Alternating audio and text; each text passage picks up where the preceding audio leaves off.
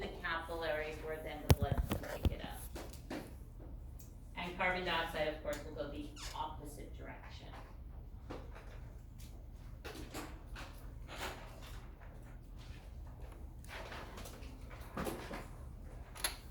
Okay, so we are going to be focusing on external respiration versus the internal respiration. External respiration is going to be basically what we think of as breathing. Getting oxygen into our bodies and getting that oxygen into the bloodstream where it can be delivered to the body. Internal respiration is more on the, and we're going to talk about, of course, but internal respiration is where the blood gives up the oxygen to the cells and tissues of the body to keep it alive.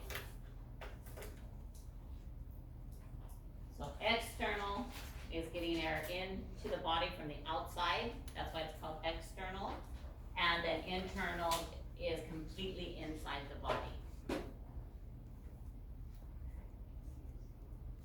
But the gas exchange is the same function. You said it gives it up to the tissues and what? Oh, the cells.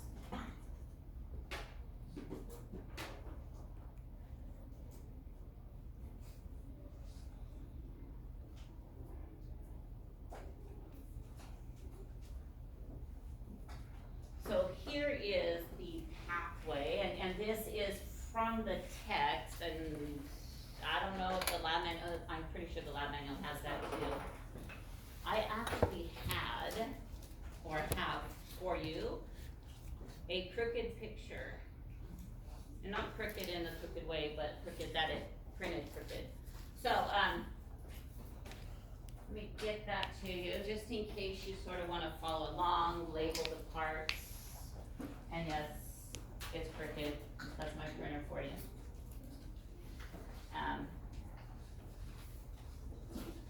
But it's very basic, very, very basic. The other side even has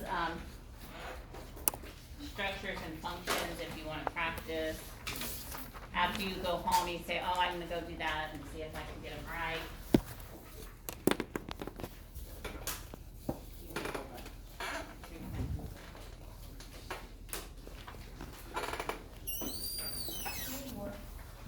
Okay, they'll come. I give them all of that after the room, I think. But there's plenty. When you guys on this side are done, if you could pass them to that side, they need more.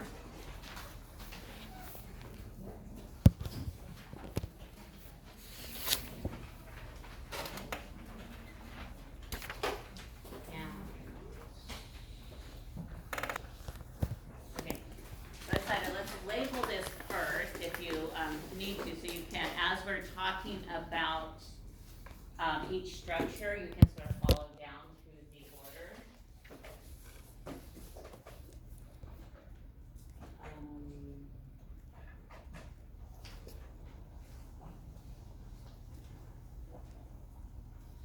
And you can see the right lung is on your left side, right? Now, why is that? Why is it opposite of yours? Like if you're looking at that paper, you look at it, it says right lung, but it's on your left side. Why? What is that paper to you? Your patient. Your patient. If we only had all good patients like that, right? They don't talk back.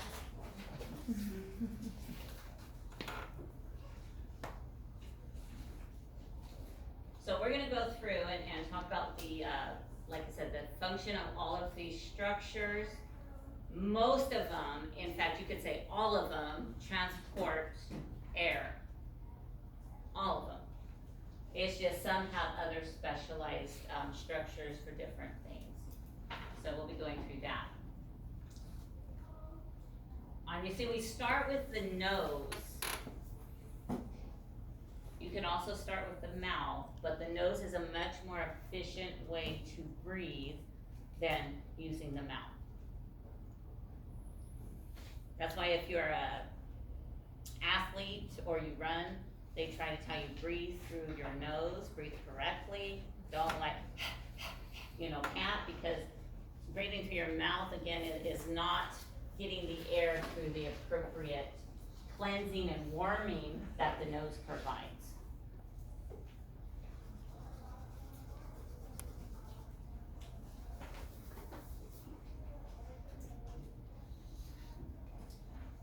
Okay, we get excited.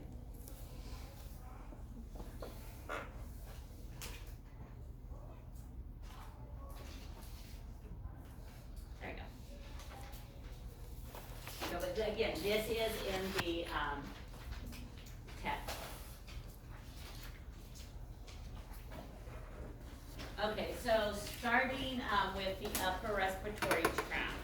If ever, the doctor tells you your child or you have an upper respiratory tract infection, that is just gonna be basically the nose, the sinuses, or the pharynx. And it's usually not gonna be that big of an issue, usually doesn't take too much to clear that up. It's just upper respiratory. But when we get to lower respiratory, then it starts getting into serious illness. So upper respiratory, the nose and the pharynx, which we consider the throat. The pharynx is like the throat area. And lower respiratory, we have the larynx, which is the voice box. Trachea, which is my favorite thing to see in a dissection. And when we do the pig, I'll show you why, because it's really interesting. The bronchi, bronchioles, the lungs, and the alveoli. Those are in the lower respiratory tract. And the lower you get, infection-wise, the more serious the illness.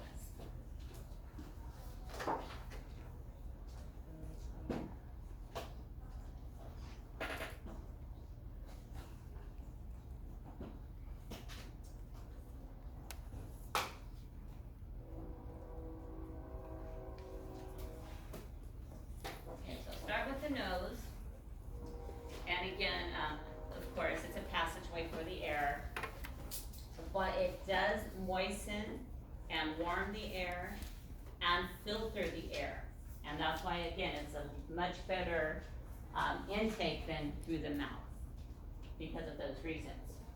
And we know the nose has, mucus, it has little hairs. It has those structures that help to clean and filter the air before it gets down into the lungs.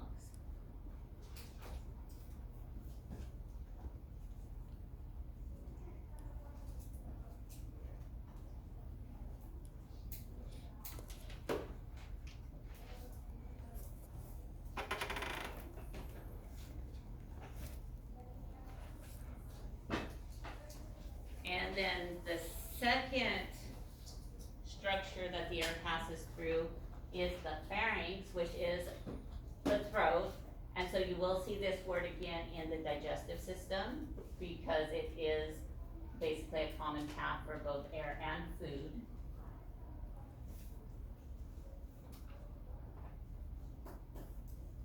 And then the pharynx will basically turn into the larynx, which is just a very small structure. Yeah, I have a picture of it coming up. And that is where you'll have your vocal cords, where you get your speech. And it also helps to keep the tube open, to keep the pharynx open so that you actually can have continuous flow of air. And then the epiglottis. The epiglottis is going to be a tiny little flap, almost like a tongue. It's like a little tongue that will cover basically the trachea when you're eating.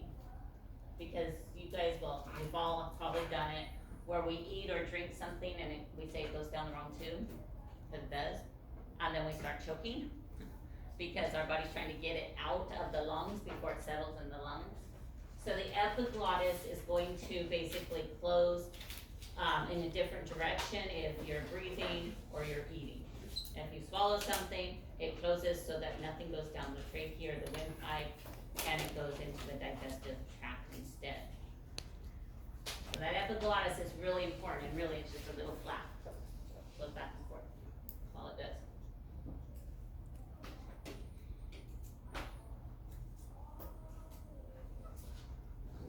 here you can see, the epiglottis, so like a little, sort of like a little tongue.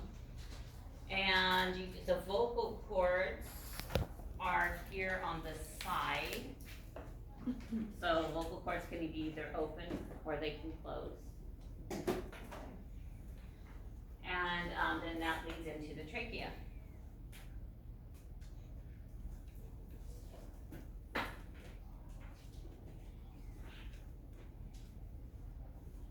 So right here, basically we have the lower respiratory tract. Now you see the trachea, that's the main windpipe, branches into each lung, and gets into the bronchioles and alveoli. So this is the lower respiratory tract.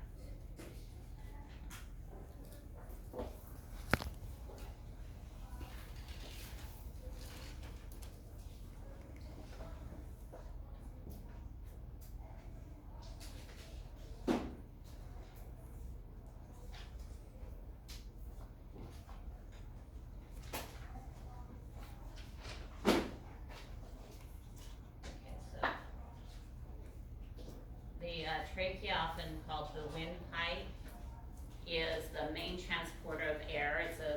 It's a fairly large tube, and it will be surrounded by rings of cartilage, not complete rings because they're C-shaped, literally C-shaped rings of cartilage with smooth muscle. Now, why would you want smooth muscle in the trachea? Or cartilage. Let's stick with cartilage right now. What does cartilage allow the trachea to do? Yeah, be a little bit flexible, right? It's not gonna be like a hard, still, pole. It's gonna be a little bit more flexible. That way, you can have different various amounts of air going through the trachea. Otherwise, you obviously could not take big breaths, you could not hyperventilate, there's a lot of different things.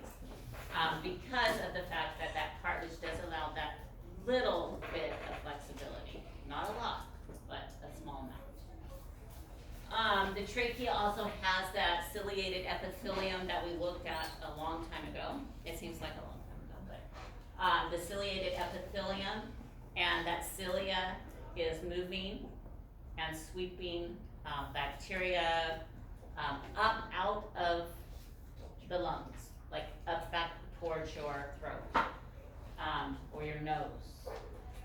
Okay, so that cilia is helping to protect anything from getting down into the lungs. And the mucus, the same thing. The mucus is trapping the bacteria, keeping it from going further down into the lungs. So the whole point is to get air to the lungs, but nothing else. Because if you get bacteria to the lungs, you get things like pneumonia, which can land you in the hospital or even be fatal. And then the trachea also does have a cough reflex involved with it. And this will show you that cough reflex. So if you look, picture A there with when it's larger opening, that is the relaxed state of the trachea. And then picture B there, that is when it contracts and you have that cough, and that contraction is pushing it out. So again, it's not gonna get into your lungs because your coughing is pushing it out and getting it out of your body, hopefully, whatever it might be, okay? So again, we've got those cartilage rings and you have smooth muscle, and that smooth muscle allows for that contraction to push that bacteria or food out of the trachea.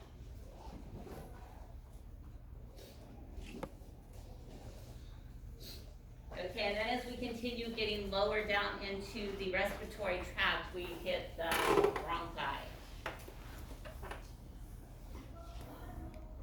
And the bronchi is just the branching of the trachea into the left and right lung. So those bronchi are going to go one to the right, one to the left, and enter into the lung.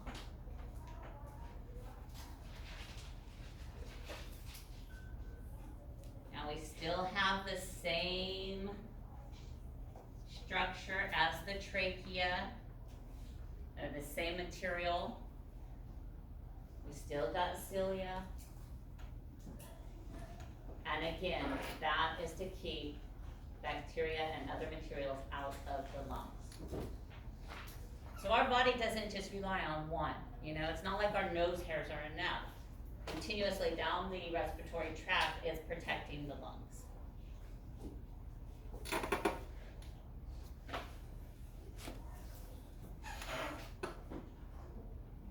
And then, so the trachea branch into the bronchi, into the right and left lungs.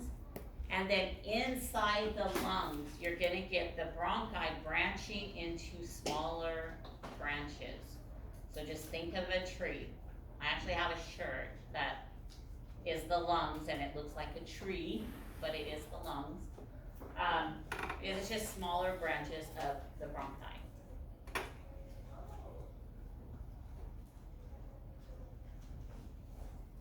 Now you can see here that we're talking about the cilia, the ciliated epithelium, and we keep saying cilia, cilia, cilia, which is all the way down the respiratory tract.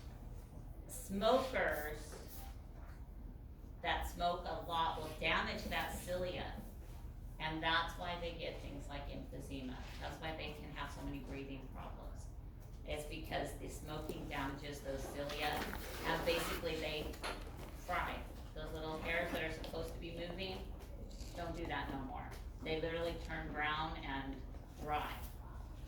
And smokers, you know, coughing all the time, and I don't know how many are smokers, I'm not gonna say anything about it.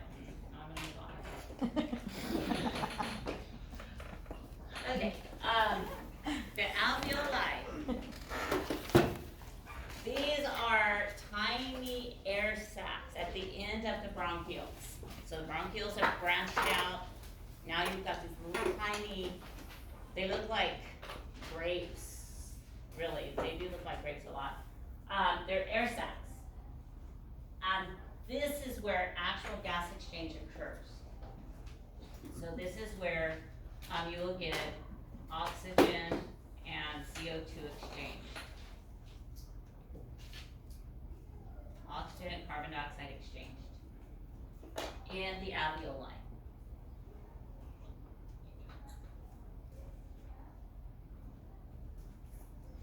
And just like the capillaries, which surround these alveoli, they are one cell layer thick, very thin layered. Okay, they don't have that muscle, they don't have that cartilage, because the purpose of these, the function of these little air sacs is to exchange gas. So they have to be very thin layered. They also have a lipoprotein, which is basically a lubricant, so that the alveoli don't, when they deflate, they don't stick together. So that's what that lipoprotein is. It keeps the lubrication of those air sacs. Sort of like a balloon. You blow up a balloon, but then when it deflates, sometimes it'll stick to itself. Well, you wouldn't want that, right? So there's lubrication in there so the air sacs can fill up and keep filling up.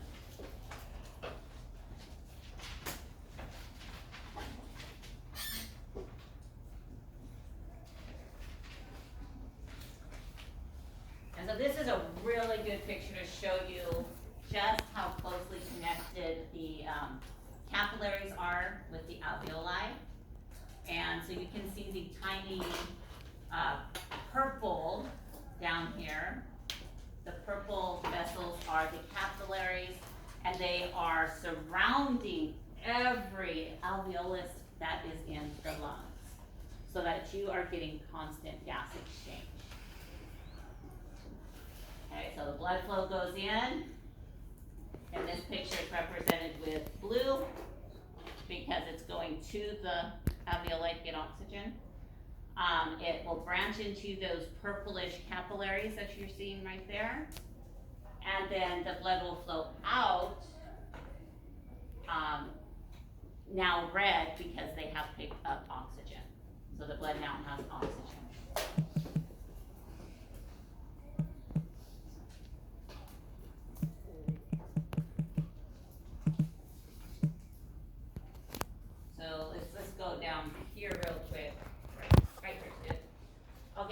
look at this, and if you've ever had bronchitis, which a lot of people get bronchitis, right?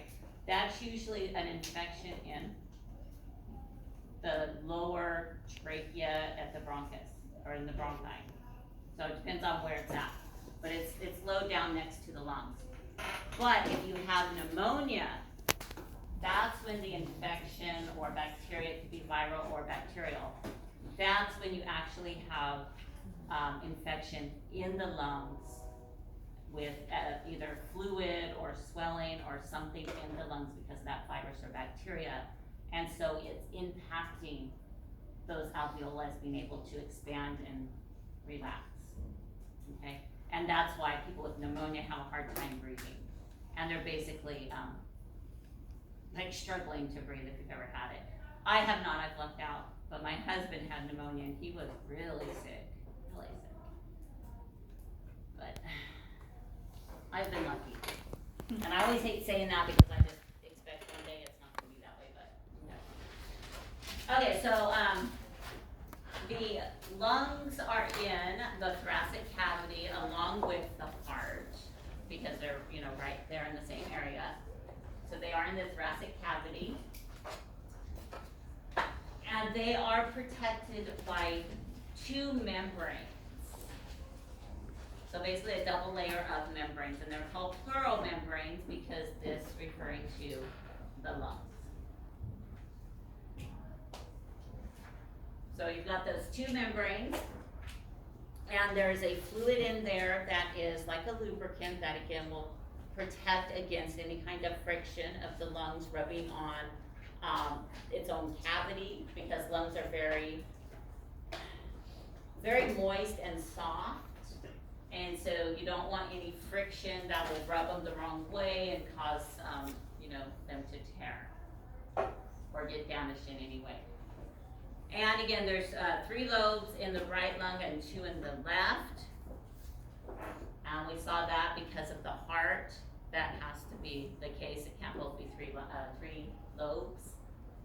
But the lobes are just areas, so it's not like we're lacking on our left lung or anything. It's a very small difference in size, but the lobes just mean that there's 3 areas versus 2 areas of the lung. And again, it's for placement of the heart. You can see that here. And you can see where the heart should be, but it's not.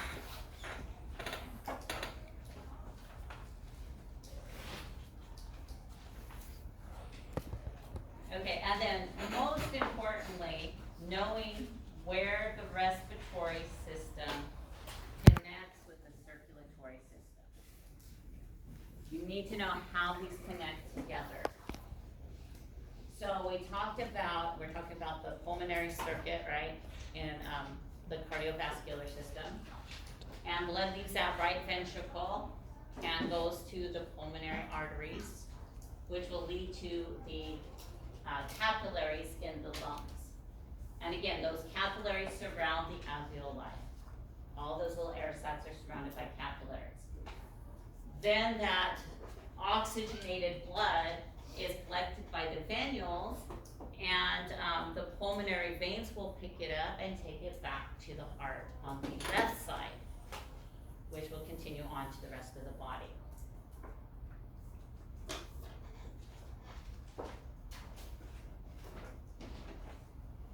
So the connection, well, it's all over, but the main connection is the capillaries that surround the alveoli. Remember, capillaries are part of the cardiovascular system, and the alveoli are part of the respiratory system.